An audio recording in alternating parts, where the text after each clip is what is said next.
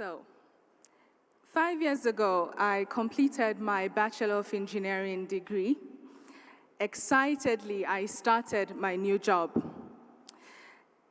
And then I came to the shocking realization that I do not have the skills to handle the tasks that were assigned to me that were in my area of study that I just completed.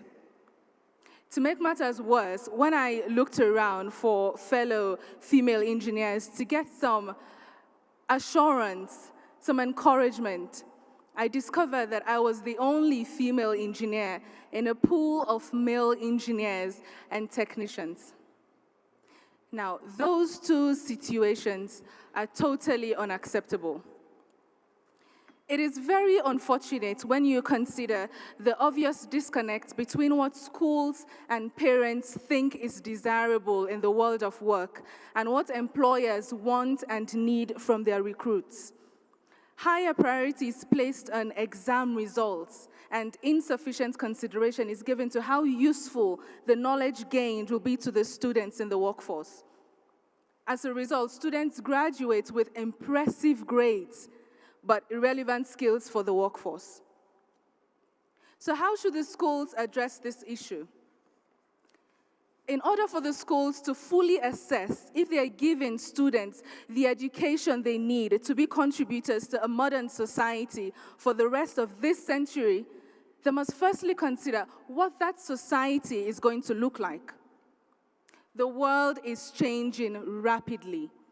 Technology is leading to more effective and efficient ways of doing everything.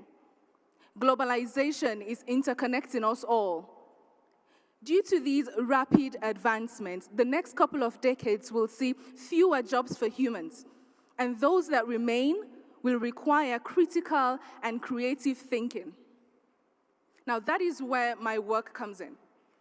I'm the founder and executive director of an NGO called Science, Technology, Engineering, and Mathematics Women, STEM Women for short. It's an NGO, thank you. Thank you. It's an NGO working to improve STEM education and increase the representation of women in STEM fields. Now, if you're wondering why I chose STEM education, well, that's because I'm a STEM professional with a bachelor in electrical and electronics engineering and a master's in software development. Therefore, having gone through the STEM academic system, I can identify the areas that need improvement. Secondly, educating students in STEM subjects, if taught properly, prepares the students for life, regardless of which profession they choose to follow. My solution for equipping students for future jobs is simple. Catch them young, equip the teachers, and provide a dynamic curriculum. It is crucial that whatever educational foundation we lay with students is done when they are in elementary school. Children at that age have a wonderful sense of curiosity and inquisitiveness that naturally leads them to learning and exploring. But sadly, it is also during those years that those capabilities are lost. In order to help the students continue with these capabilities, my organization implements activities such as mentorship program, STEM experiment activities, and STEM-related radio shows. The mentorship program, which currently has 50 female students recruited from 25 primary schools, helps students who are at risk of poor performance in schools, engaging in risky behaviors, or negative health outcomes.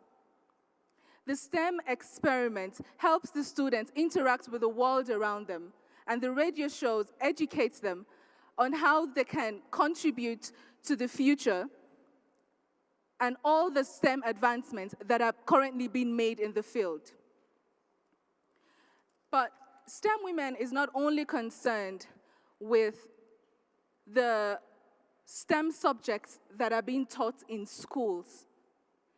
It is also concerned about how those subjects are being taught.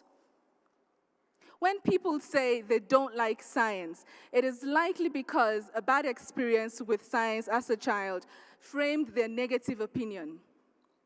That is why STEM Women works with early childhood educators, and together we create amazing experiences that encourage learning through play, asking questions, exploration, and using creativity to solve simple problems.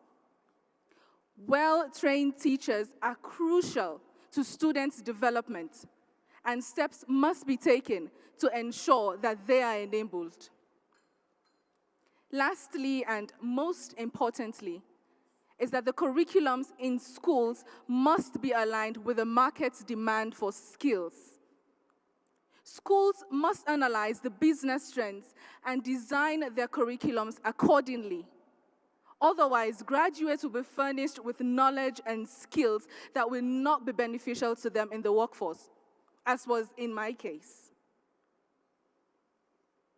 Given how automation and technological change are changing the economy, in my opinion, STEM education is one of the best solutions for breeding innovators and change makers who will be the job creators in the future.